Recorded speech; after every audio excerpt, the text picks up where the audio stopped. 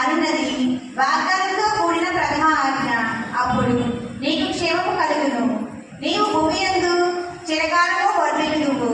తండ్రులారా, మీ పిల్లల కోపము రేపగా వారిని క్రమశిక్షణలోను ప్రభువు బోధనలోను పెంచుడు. బానిసలారా, మానవులకు మీ యజమానులకు విధేయత చూపుడు. వారిని గూర్చి భయముతోనూ వరుగుతోనూ నడుపుడు. కానీ క్రీస్తునే సేవించుచున్నట్లుగా హృదయపూర్వకముగా అట్లా చేయుడు.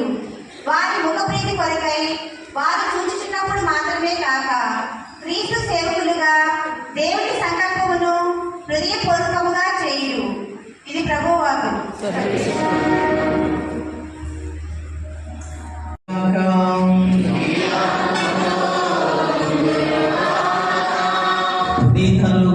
రాసిన పవిత్ర సువిశేషములోని భాగము.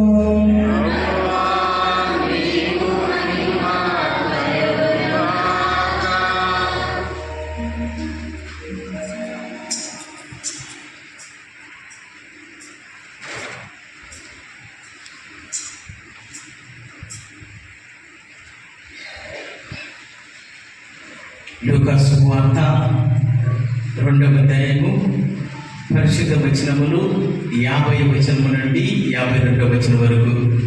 లూకాసు వార్త 2వ అధ్యాయము